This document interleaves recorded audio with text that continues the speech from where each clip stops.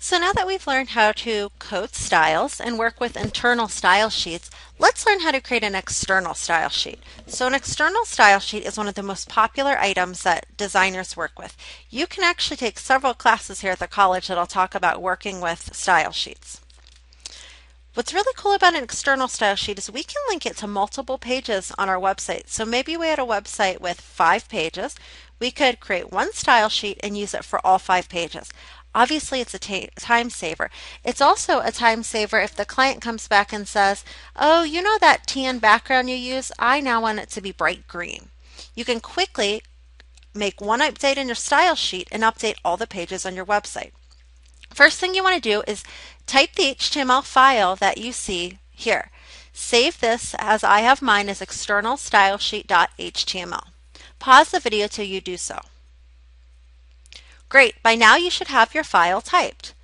We're going to create one additional file. I'm going to just create a new one. Yep, I want to save that. The new one I'm going to do File, Save As, and this is going to be different, so you want to make sure you follow along with this. We're going to call it style.css. So obviously it's the name of our document and cascading style sheet, which is shortened to CSS. I always name mine style. The reason I do that is I know quickly when I get in that's a CSS document that controls the style of all my pages. It also allows other designers to come in and know that's a CSS that's referenced throughout the document. Now we'll hit save.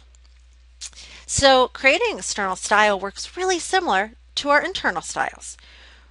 Here we don't actually need any HTML tags though. We start just with our style ones. So we're going to say body.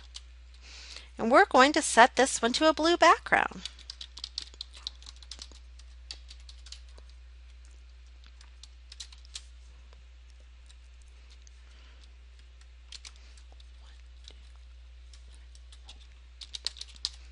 And we're going to make our text white.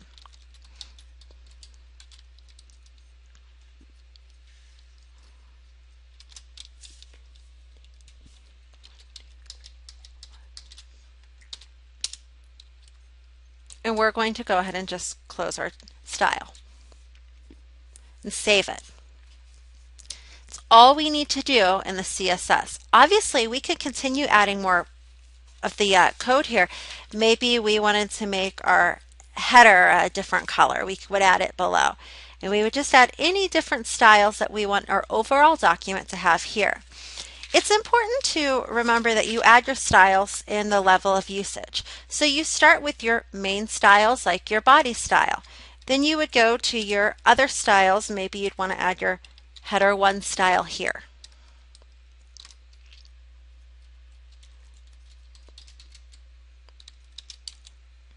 And for simplicity, I'm just going to put red.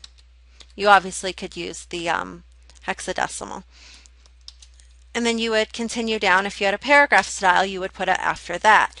And you'd want to put them in order. The reason you want to do this is you want to make sure that your document reads top to bottom. So if you have a paragraph and you put it up here against above the body, when we got to this, the color would override it because as we go down, it overrides what it reads up above. Once we're happy with our style sheet, let's go ahead and save it.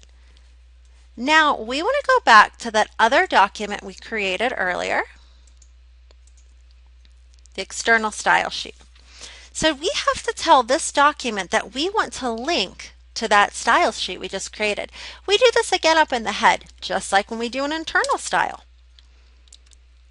This is actually pretty easy coding, and we would use the same coding in all documents we want to link to the style sheet. So link rel equals, and we're telling it we want to link a style sheet.